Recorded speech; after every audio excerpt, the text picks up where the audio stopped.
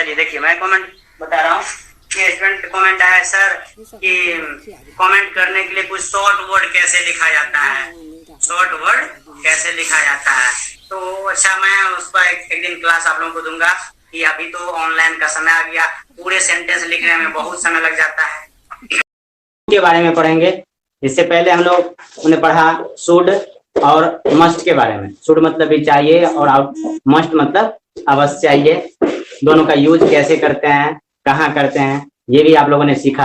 आज हम लोग आउट टू का मतलब ये होता है चाहिए, और आउट के साथ OUGST ये होता है आउट। एक होता है OUT आउट, एक होता है OUT आउट। उस आउट के बारे में मैं बात नहीं कर रहा हूँ, उस आउट का मतलब बाहर। ये है OUGST आउट टू मतलब क्या होता है चाहिए। आउट टू मतलब चाहिए। इस चाहिए, इस आउट टू का आप इंग्लिश लैंग्वेज में, इंग्लिश सेंटेंस में कैसे यूज करोगे, किस तरह से करोगे, वो सीखना है। तो सबसे पहले है, तीनों का मीनिंग चाहिए ही होता है, लेकिन सबसे बेहतर किस जगह कौन सा होगा, उन चीजों को सीखना है। और मैं एक एक करके फिर से डिफरेंस भी बताऊंगा। मैं डिफरेंस भी बताऊंगा तीनों में, जब तीनों ऑप्शन दिया रहेगा। कमेंट तीनों ऑप्शन दिया रहेगा तब क्या करेंगे। वेरी गुड, चलिए देखिए। जब तीनों ऑप्शन दिया रहेगा, शुड भी रहेगा, मस्ट भी रहेगा, आउट टू भी रहेगा, इन तीनों कंडीशन में इनका यूज आप पहले करोगे, इन चीजों को आप पहले लगाओगे। तो वो देखते हैं। देखिए यूज ऑफ आउट टू, सबसे पहला है कि for moral obligation. For moral obligation, moral obligation का मतलब होता है नैतिक कर्तव्य। क्या होता है? नैतिक कर्तव्य। और इसमें डिजेबिलिटी या ड्यूटी, नैतिक कर्तव्य में डिजेबिलिटी और ड्यूटी, इनको भी बताया जाता है कि आपका नैतिकता क्या कहता है, आपकी नैतिकता क्या कहती है। जहां पे सबसे अधिक नैतिकता की बात होगी ना, वहां पर किसका प्रयोग करेंगे? आउट टू का प्रयोग करेंगे। और देखिएगा आप लोग इससे पहले तीनों चीज लिखे हैं, तो उन दोनों दो चीज लिखे हैं, शुड और मस्ट, उसमें मैंने आउट ये मोरल ऑब्लिगेशन नहीं लिखाया। और इसमें फोर्स नहीं होता, उनमें फोर्स नहीं होता, लेकिन आउट टू में मोरल ऑब्लिगेशन को बताने के लिए फोर्स होता है, मतलब अधिक जोर देके कहना पड़ता है कि आपकी नैतिकता क्या कहती है, आपका नैतिक कर्तव्य क्या बनता है, कि आपको अपने देश से प्रेम करना चाहिए। यहाँ पे सबसे अधिक नैतिकता का बोध हो रहा है। We ought to love our country, ऐसा सेंटेंस लिखेंगे तो ये परफेक्ट होगा। लेकिन we should love our country, यहाँ पर वो ड्यूटी नहीं झलक रहा है, उसमें नैतिकता नहीं। You should love your country, अगर ऐसा कहते हैं you should love your country, आपको अपने देश से प्रेम करना चाहिए, ये सेंटेंस सही होगा। लेकिन वी लगा देते हैं या आई लगा देते हैं तो अपने लिए बोध होता है, आप अपनी नैतिकता को, आप अपने नैतिक कर्तव्य का खुद से बोध कराते हो। दोनों में फर्क यही है। वहां पर you should love your country, आपको कोई थर्ड पर्सन सेकेंड पर्सन को एडवाइस दे रहा है, सलाह देने के लिए शुड का प्रयोग किया जाता है, सलाह देने के लिए शुड का प्रयोग किया जाता है। जिसमें अधिक नेसेसिटी हो, बस तीन चीजों को समझ लीजिए।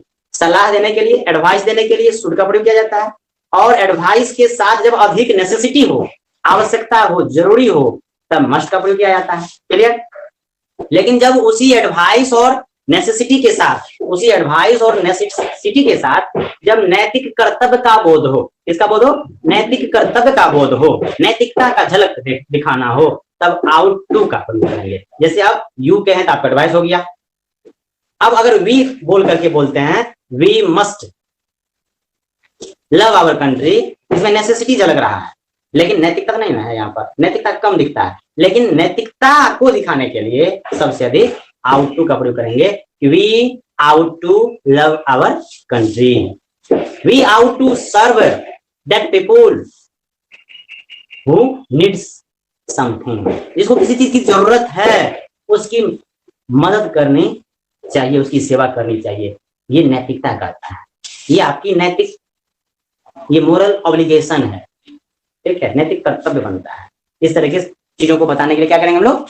आउट टू का प्रयोग करेंगे। तो इसलिए मैंने लिखा फॉर मोरल ऑब्लिगेशन, नैतिक कर्तव्य के लिए आउट टू का प्रयोग किया है। तब एग्जाम्पल में लिखिए, we ought to love our country, we ought to love our country, we ought to love our country, हमें अपने देश की सेवा करनी चाहिए। नेक्स्ट सेंटेंस देखिए, we ought to help those, we ought to help those people, we out to help those people who are in need, who are in need, कि वे लोग जिसे जरूरत है या जो जरूरत में हैं, जिनको जरूरत है किसी चीज की, उनकी सेवा करनी हमारा क्या बनता है, मोरल ऑब्लिगेशन बनता है, मोरल ड्यूटी बनता है। नेक्स्ट है, you ought to help your poor friends, आपका नैतिक कर्तव्य बनता है कि आप अपने दोस्तों की मदद करें। You ought to help your poor friend या हेल्प योर फ्रेंड, ऐसा बोलेंगे। देखिए इसमें एडवाइस भी झलक रहा है, लेकिन सबसे अधिक नैतिक कर्तव्य झलक रहा है। You ought to help, we have to help your poor friends, friends, friends, आपको अपने गरीब दोस्तों की, सहपाठियों की हेल्प करनी चाहिए। ये आउट टू जो है यहाँ पर मदद को बता रहा है, किसको बता रहा है, सॉरी नैतिक कर्तव्य को बता रहा है। क्लियर। अब जैसे देखते होंगे स्टेशन पर, प्लेटफॉर्म पर, बस स्टैंड पर, आप जहां कहीं जाते होंगे, देखिए छोटी छोटी बातें हैं, आप वहां से सेंटेंस ले सकते हो। जब बस स्टैंड पर जाते होंगे या रेलवे प्लेटफॉर्म पर जाते होंगे तो देखते होंगे भिखारी रहता है, भिखारी या भीख मांगने कोई चला जाता है, भीख मांगने जाता है तो उसको गाली बक देगा, हो जाता है क्या? तो बताइए ये किसी का नैतिक कर्तव्य बनता है किसी को गाली दे दें, भिखारी को? नो सर, किसी को गाली नहीं देनी चाहिए, मतलब हर किसी को भिखारी पर दया रखनी चाहिए, उनका नैतिक कर्तव्य बनता है, उनको गाली नहीं देनी चाहिए, ऐसा आप लिख सकते हैं। लिखिए सर। हाँ सर बोलिए। सर नैतिकता मतलब एक दो वर्ड में समझा दीजिए, तो उतना डीपली मत समझाइए सर, नैतिकता एक दो वर्ड में समझा दीजिए। ठीक है आप बताइए, मैं बता रहा हूँ, फिर से बता रहा हूँ।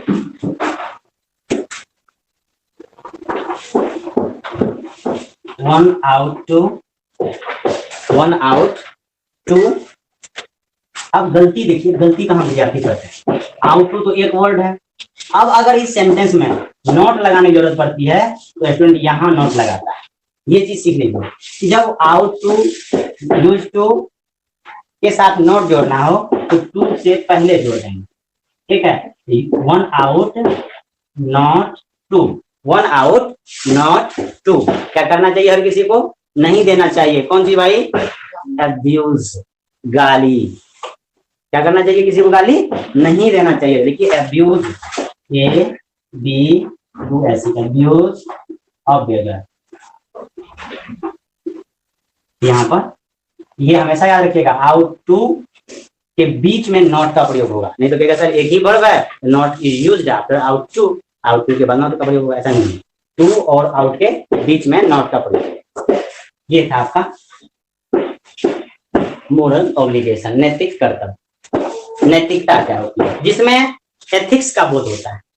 एथिक्स मतलब एक ही समझिए, जिसमें एथिक्स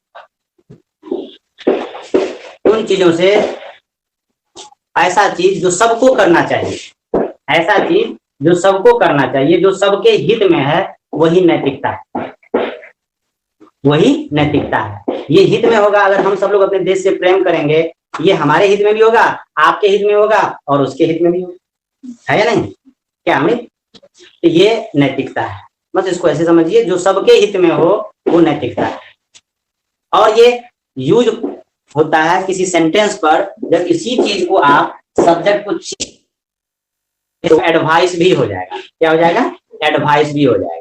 तो वो डिपेंड करता है सेंटेंस के यूज पर, कि किस तरह का सेंटेंस किस सिचुएशन में आप यूज कर रहे हो, आप कहां पर क्या बोल रहे हो। तो आपके बोलने के सिचुएशन को देख करके, बोलने के समय को देख करके ये समझ में आता है इस आउट टू, शुड और मस्ट से क्या कहना चाह रहा है ये आदमी और क्या कहा जा रहा है, ये समय पर भी डिपेंड करता है। चलिए अगला रूल देखिए, आउट टू का प्रयोग जो है स्ट्रॉन्ग प्रोबेबिलिटी को, जिस प्रकार आप मस्ट का प्रयोग किए थे बिल्कुल उसी तरह दोनों को बताने के लिए किया जा सकता है। स्ट्रॉन्ग प्रोबेबिलिटी मतलब प्रबल संभावना को बताने के लिए भी आउट टू का प्रयोग करते हैं। दोनों में कोई फर्क नहीं है, जहां मस्ट लगाते हैं वहां पर आउट टू लगा सकते हैं, लेकिन इसको बोलते ही स्ट्रॉन्ग प्रोबेबिलिटी का बोध होगा, प्रबल संभावना का। लिखिए अगला rule 4, strong strong probability, strong probability मतलब प्रबल संभावना।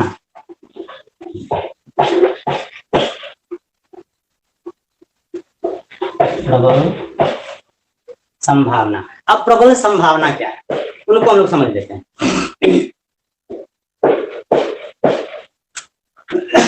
कभी आप कोई कंपटीशन या कभी किसी प्रतियोगिता में भाग लिए होंगे या कभी रेस में भाग लिए होंगे, तो क्या कहते हैं, आप जैसे निकलते हो तो आपके मम्मी पापा कहते हैं दौड़ जीतोगे तुम, जाओ मेरा आशीर्वाद है। तो आपके दोस्त कहेंगे आपकी स्पीड को देख करके, आपने दौड़ने के स्टाइल को देख करके कि उसे दौड़ जीतना चाहिए, दौड़ क्या करना चाहिए, जीतना चाहिए, और वो जीतेगा, इसकी संभावना बहुत अधिक बढ़ रही है, क्या कि 1 नंबर पर वही चल रहा है, तो संभावना पक्का बन रहा है ना। हो सकता है अंतिम जाते जाते पिछड़ जाए, सेकंड नंबर पर हो जाए और सेकंड नंबर फर्स्ट नंबर पर पहुंच जाए, वो अलग बात है, लेकिन उस कंडीशन में देख करके दौड़ते वक्त सबसे आगे आप दौड़ रहे हो तो उसको देख करके तो लगेगा ना कि आप क्या कर रहे हो, दौड़ आप ही जीतोगे। तो आपके बारे में लोग क्या कहेंगे, दौड़ तो उसी को जीतना चाहिए था या जीतना चाहिए लेकिन जीता नहीं। ठीक है, आई फील फेवरेट मतलब थोड़ा सा फीवर टाइप लग रहा है, इसलिए खांसी और सर्दी भी है, कल आपको टेंशन मत लो। तो वो स्ट्रॉन्ग प्रोबेबिलिटी, प्रबल संभावना को बताने के लिए हम लोग क्या करेंगे, आउट टू का भी प्रयोग करेंगे। तो लिखिए he ought to win the race, he ought to win the race, उसे दौड़ जीतना चाहिए।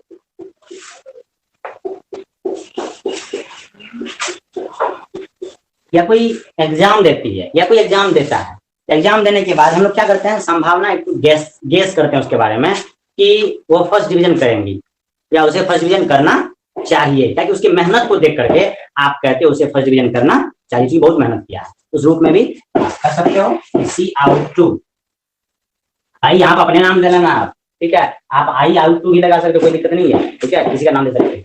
सी ought to pass, she ought to pass, उसे पास होना चाहिए, इस डिवीजन से फर्स्ट या सेकंड, फर्स्ट हो गए, very good. She ought to pass in the first, in the first division, FIRST first, DIVISI first division. तो ये था आपको स्ट्रॉन्ग प्रोबेबिलिटी। चलिए जल्दी उतारिए। आउट टू से आप बिल्कुल सूट की तरह आप सलाह भी दे सकते हो, उसमें भी कोई दो राय नहीं है, लेकिन सबसे बेहतर कौन होगा, पहले बार हेलो सर, देखिए कैसा एडवाइस इससे देते हैं, ADVIC एडवाइस, सलाह के लिए भी आउट टू का प्रयोग किया जाता है। अब सर प्रबल संभावना के लिए तो मस्ट का भी प्रयोग किया जाता है। मैंने बताया पहले भी कि प्रबल संभावना का प्रयोग के लिए जो प्रयोग है मस्ट भी किया जाता है और आउट टू भी किया जाता है।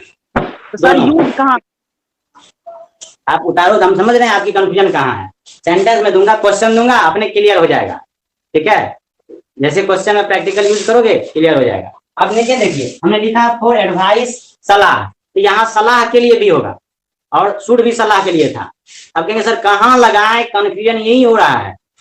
तो सीधी सी बात याद रखनी है, जिस सेंटेंस के माध्यम से थोड़ी सी नैतिकता का भी बोध होगा, ऐसे सेंटेंस, ऐसे प्रबल संभावना के लिए आउट टू। जिस सेंटेंस में थोड़ी सी नैतिकता होगी, ठीक है, नैतिकता का ज्ञान होगा, ऐसे सलाह देने के लिए आप क्या करेंगे, आउट टू का प्रयोग करेंगे। जैसे you should take medicine in time, आपको समय पर दवा खानी चाहिए, इसमें नैतिकता का बोध होगा कुछ नहीं होगा। लेकिन यू शुड रीड गीता, इसमें सलाह है, इसमें नैतिकता है कि नहीं है। तो इस सेंटेंस को आप आउट टू से बना सकते हो कि you ought to read in the Gita, you ought to read in the Gita, आपको गीता पढ़नी चाहिए। गीता पढ़ेंगे तो आप ब्रेन का फूड भी मिल जाएगा और नैतिकता का भी बोध होगा। बहुत सारी बातें आएंगी, ढेर सारी चीजें उसमें समाई हुई है। तो यहाँ पर इसे आप लिख सकते हो यू आउट टू, मैं उसी सेंटेंस को लिख दे रहा हूँ, यू आउट टू रीड, आपको पढ़नी चाहिए कौन सी भाई, द गीता। या आप लिख सकते हो the Ramayana, the Mahabharata, the Purana, the Bible, the Guru Granth Sahib, ये सब आप लिख सकते हो इसमें।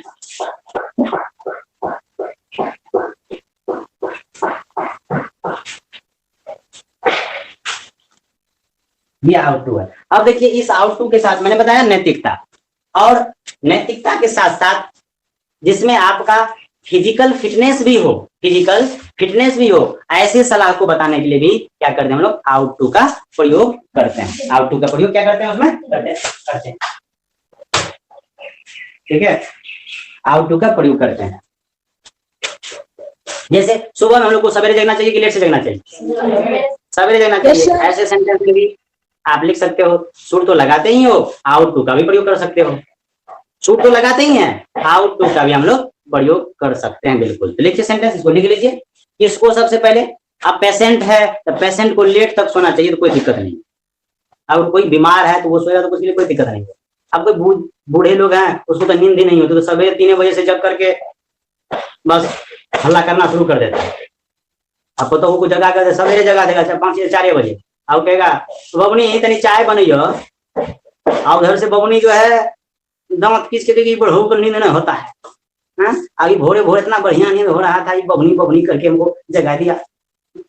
और उधर से सासू माँ भी अगर बूढ़ी है तो बबनी तनी झाड़ू लगा लिया, तो झाड़ू लगेने वाली को तो जाकर के कहेगी सीबीएसई बोर्ड से, नहीं जो है कि सीबीएसई बोर्ड की पढ़ी लिखी, तो झाड़ू को देख के कहेगी, मतलब झाड़ू नहीं देने का मन पड़ेगा ना, नहीं देने का मन करेगा, तो झाड़ू को देख करके बबनी कहेगी सासू माई झाड़ू बा। तो सासू माँ भी उधर से आजकल कितना ट्रेंड हो गई है, ना बबनी झाड़ू नहीं, तू तो बरस बा, उठा ला अब मुंह दांत साफ करना। मैं झाड़ू को देख करके कहती है माँ जी झाड़ू बा। आप बताओ झाड़ू बा, झाड़ू को देख करके पूछना कितनी बेवकूफी है। तो आजकल की सासू माँ और पतोह भी इतना है, ठीक है। वहां पर सलाह देना आउट टू से नहीं, वहां पर किससे देना चाहिए, शुड से। हाँ बबनी ई झाड़ू बा, हाँ तोहनी के लगावे बा, लगावे के चाही बा, ठीक है, तोहनी के झाड़ू लगावे के चाही बा, तो उन चाही बा में शुड लगाएंगे। अब बबनी भोरे उठ करके बाबूजी के पानी देवे के चाही बा, तब उसमें आउट टू लगाएंगे, समझ गए ना। बाबूजी के पानी देवे के चाही बा तो आउट टू लगाएंगे, उधर शुड लगाएंगे। चलो देखो देखो, अब बोलना नहीं, अभी तुम लोग बहुत बोल देता है। लिखो, आप विद्यार्थी है तो विद्यार्थी को समय पर जगना चाहिए, क्या करना चाहिए, समय पर जगना चाहिए, तो इसमें आउट टू का प्रयोग करेंगे। Students ought to, students ought to get up early in the morning, students ought to get up early in the morning, students ought to get up early in the morning. अब 2 word आता है, तो ये था आपका out to का प्रयोग। मैं 2 वर्ड बताता हूँ, एक आउट टू एडवाइस का भी बोध कराता है, क्लियर हो गया।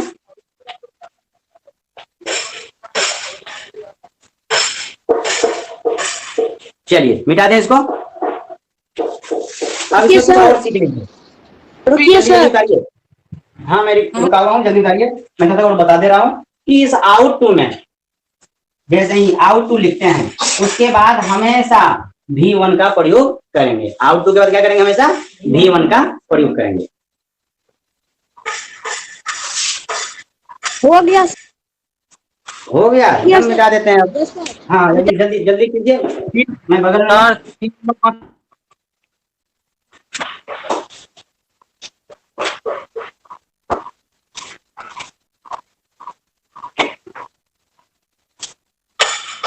बता दीजिए।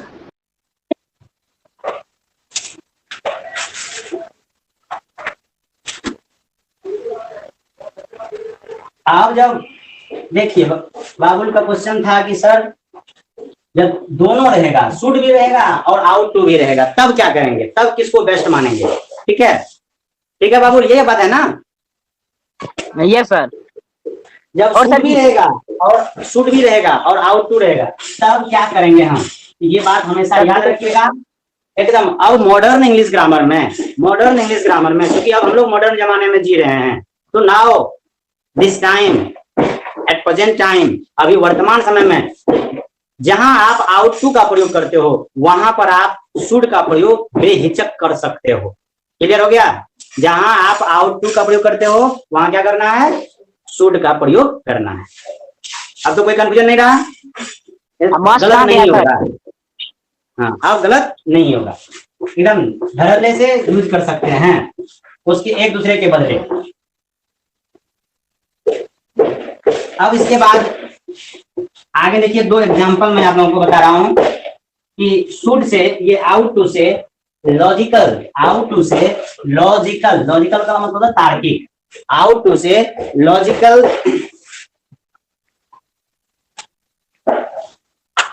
नेसेसिटी, तार्किक आवश्यकता की भी बातें होती है, जैसे मस्ट का प्रयोग था। ठीक है, तो लॉजिकल नेसेसिटी ये जनरली है, अगर लिखेंगे तो लिख सकते हैं आप। नंबर 4 में लिखेंगे, 4 logical, LOGICAL, logical necessity, NECESSITY, logical necessity, जिसको कहते हैं हम लोग लॉजिकल मीन्स तार्किक और नेसेसिटी मीन्स आवश्यकता। तार्किक आवश्यकता के लिए हम लोग तार्किक आवश्यकता, तार्किक आवश्यकता के लिए हम लोग आउट टू का प्रयोग कर सकते हैं और करते भी हैं। जैसे कोई आ रहे हैं कहीं से, ठीक है, कहीं से कोई आ रहे हैं तो उसको लेट हो सकता है, ऐसी संभावना बनती है कि नहीं? अब भीड़, कहीं रोड जाम लग गया, हम लोग अनुमान लगाते हैं अरे आधा घंटा बीत गया, अभी तक पहुंचे नहीं है, तो इधर से कहता है जाम के कारण देर होना चाहिए, स्वाभाविक है, देर होना चाहिए कि नहीं?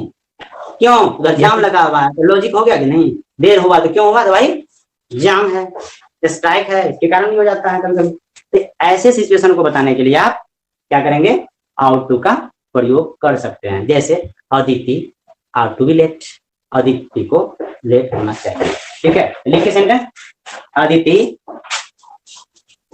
ADITI, अदिति आउट नॉट, हाँ भाई किसी का नाम अदिति होगा तो टेंशन नहीं लेना, अदिति आउट, अब लेट काहे कराएंगे भाई? उसको नोट लगा देते हैं। अब बताओ नोट का प्रयोग आउट और टू के बीच में होगा या इस टू के बाद में होगा? इस टू को यहाँ पे सही है, दोनों भी सही है, बिल्कुल बिल्कुल सही आप लोगों ने सीखा। Ought not to be late, Aditi को देर नहीं होना चाहिए, क्यों? ये अभी रोड क्लियर है, आने में कोई परेशानी नहीं है, एकदम कोई टेंशन उसको नहीं होगा। इस तरह से लॉजिकल पॉसिबिलिटी को बताने के लिए।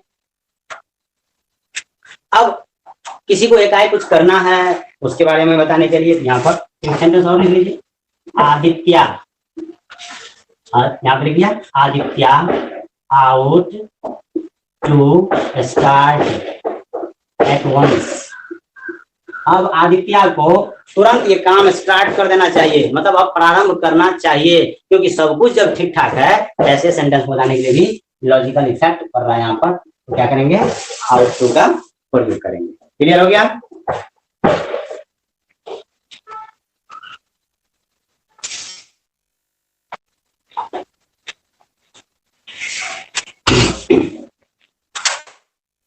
तो मैं एक बात लिख लीजिएगा कि ought to is not used in past tense, इसका प्रयोग प्रेजेंट टेंस में ही होता है। किसमें होता है? प्रेजेंट में ही होता है, या फ्यूचर को बता सकते हो, लेकिन पास्ट में कभी नहीं होगा। लिखिए ought to is not used in past tense. Ought to is not use in past tense, इसका प्रयोग पास्ट टेंस में नहीं किया जाएगा, पास्ट टेंस में इसका प्रयोग कभी भी नहीं करेंगे, नहीं तो गलती हो जाएगा।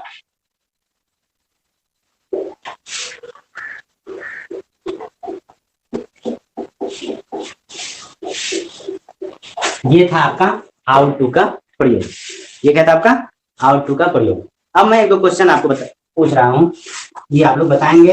देखिए आप लोग तो पढ़ चुके हो, हाउ टू क्लियर हो गया। अब बताएंगे, मैं सेंटेंस लिख रहा हूँ, यू हाउ टू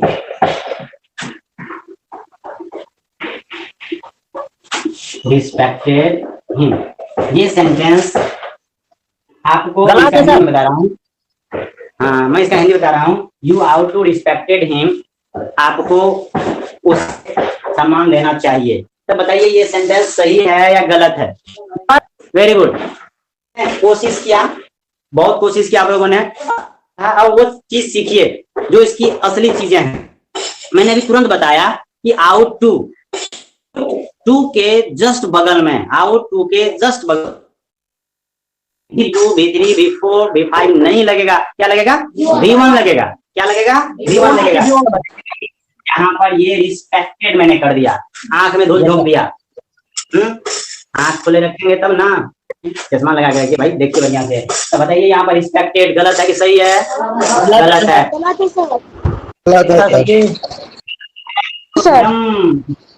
ये इजी नहीं होना, सेंटेंस ऐसे बनेगा ना।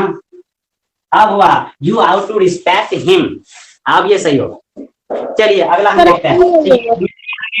आउट टू के बाद, आउट टू के बाद हमेशा V1 लगेगा। तो केवल आउट टू में नहीं, जब मॉडल एग्री वर्ब में स्टार्ट किया था, एक दिन के क्लास में मैंने बताया था कि मॉडल एग्री वर्ब के बाद कौन सा वर्ब कैसे लगाएंगे, यूज ऑफ मॉडल्स, पूरे मॉडल एग्री वर्ब का प्रयोग कैसे करेंगे, एक साथ मैंने सबका बताया था, सबका बताया था। उसको फिर से बात देख लीजिएगा आप लोग, ठीक है? बढ़िया से पढ़िए, हालांकि कोशिश कर रहे हैं आप लोग, बहुत अच्छा। You ought to respect him, तो आउट टू के बाद हमेशा क्या लगेगा? V1 लगेगा। तो बताइए भाई V2 लगेगा? No sir. V3 लगेगा? V4 लगेगा? लगेगा? Very good.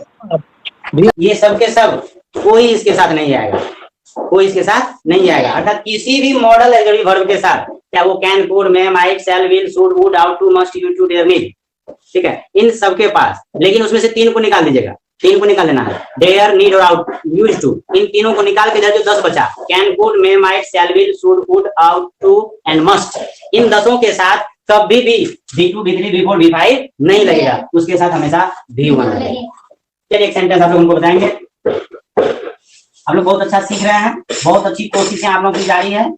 चलिए वेरी गुड, एक सेंटेंस और आप लोग हमको बताएंगे। क्या पूछूं, क्या पूछूं? चलिए पूछ लूं। You ought to have, you ought to have, you ought to have, आगे आप कोई भी विधि कर देते हैं। You ought to have laughed, you ought to laughed कर दीजिए आप। At her behaviour, at her mistake, at her mistake कर देते हैं आपको। चलिए मैं हिंदी नहीं बताऊंगा। You ought to have laughed her mistake. अब बताएंगे आप लोग ये सेंटेंस सही है या गलत है, कमेंट कीजिए जल्दी। चलिए देखिए, अच्छा चलिए अब मैं इसको थोड़ा क्लियर कर दे रहा हूँ, मैं इसको थोड़ा सा क्लियर कर दे रहा हूँ। कुछ का आंसर सही है, कुछ का आंसर गलत है। चलिए इतना ही आप लोगों को कोशिश की है, लॉट्स ऑफ थैंक्स। अब ये देखेंगे कि आउट टू के बाद हमेशा V1 लगता है, आउट टू के बाद हमेशा V1 लगता है। ये रही बात, यहाँ यू आउट टू, यहाँ से तो बिल्कुल सही है। अब आप लोग बताएंगे ये हैव V1 है या नहीं है? हैव V1 है, और जानते हैं हैव के बाद ना V3 लगा भाई, हैव के बाद V3 लगा। ये सेंटेंस 100% सही है, ये सेंटेंस 100% सही है। एक साथ दो एग्री वर्ब आ सकता है। देखिए ओम चक्रवर्ती, एक साथ दो एग्री वर्ब 100% आ सकता है, वो भी मॉडल्स के बाद। हैव एग्री वर्ब ऐसा है, हैव याद रखिएगा, मॉडल एग्री वर्ब के बाद हैव एक ऐसा एग्री वर्ब है जो एक साथ आएगा, जो क्या करेगा? एक साथ आएगा, 100% आएगा, और 100% ये सही है। जैसे दूसरा सेंटेंस देखिए, अब आप लोग बताएंगे। यही चीज अगर सीख गए तो यही असली मेहनत है, यही चीज आपको एग्जाम में पूछा जाता है, ठीक है, कॉमन एरर में। जैसे we should have help the poor. बताएंगे ये सेंटेंस सही है गलत? 100% सही है। क्यों कि ये शुड जो है मॉडल एग्री वर्ब है, मैंने बताया मॉडल एग्री वर्ब है, और उसके बगल में हैव एक ऐसा एग्री वर्ब है जो 100% लगेगा, ठीक है। और ये हैव इसके बगल में आ गया, इसलिए ये सेंटेंस क्या है? सही है। बहुत अच्छा, आप लोग एकदम सीखे। चलिए एक सेंटेंस और देखते हैं, कंप्यूटर महाराज को कहते हैं एक सेंटेंस और लीजिए भाई। वी शुड, चलिए शुड को हटा देते हैं भाई, मस्ट वाला सेंटेंस लाते हैं, कोई भी मस्ट वाला sentence. We must have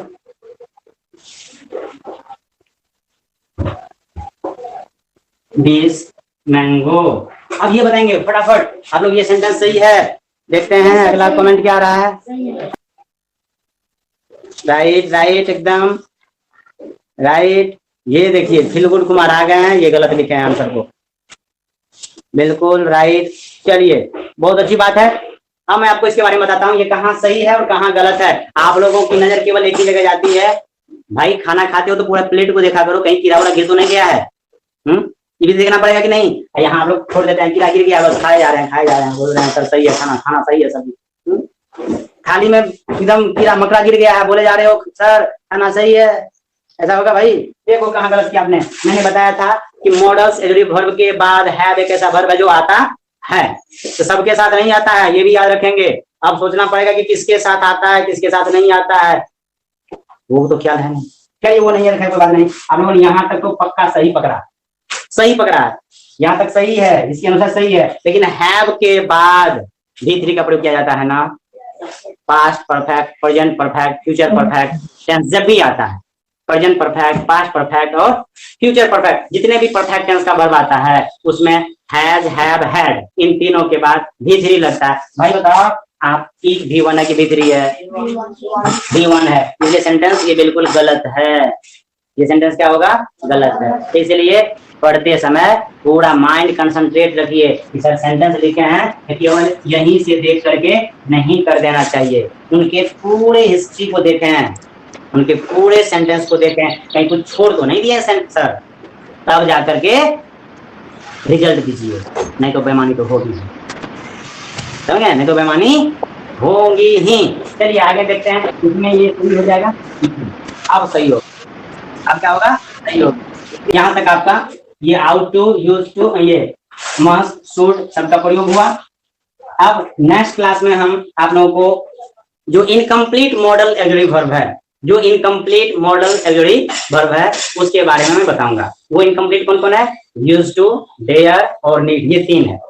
use to, dare और नीड, ये तीन मॉडल एग्री वर्ब है, उसके बारे में मैं आप लोगों को ये बताऊंगा। चलिए देखिए कुछ स्टूडेंट कमेंट किया सर, देखिए सर, अच्छा चलिए देखिए मैं कमेंट बता रहा हूँ कि स्टूडेंट कमेंट आया सर कि कमेंट करने के लिए कुछ शॉर्ट वर्ड कैसे लिखा जाता है, शॉर्ट वर्ड कैसे लिखा जाता है। तो अच्छा मैं उसका एक दिन क्लास आप लोगों को दूंगा कि अभी तो ऑनलाइन का समय आ गया, पूरे सेंटेंस लिखने में बहुत समय लग जाता है।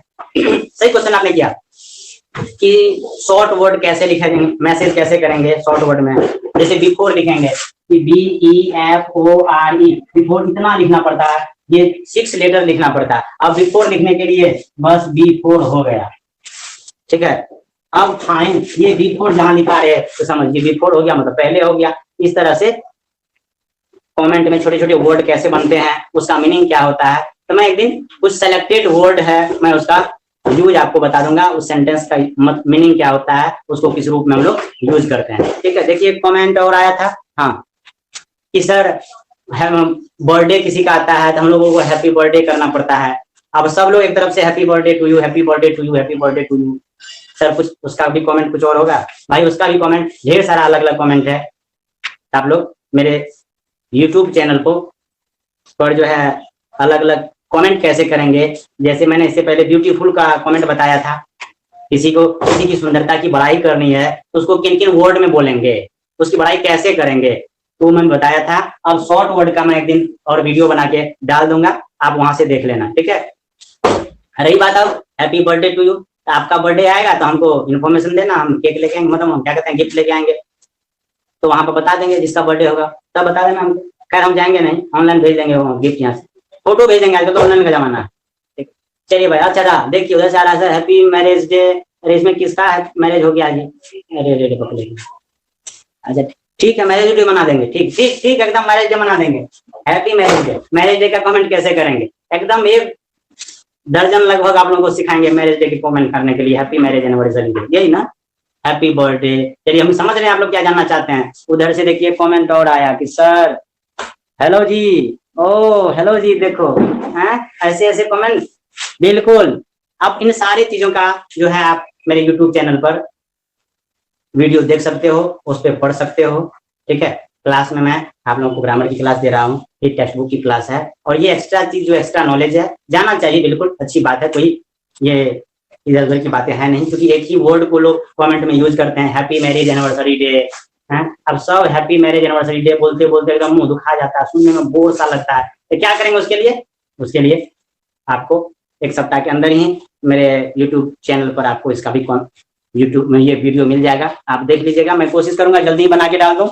ठीक है, चलिए। अरे वाह, फिर कमेंट आ गया, देखिए। आप कितना दूं?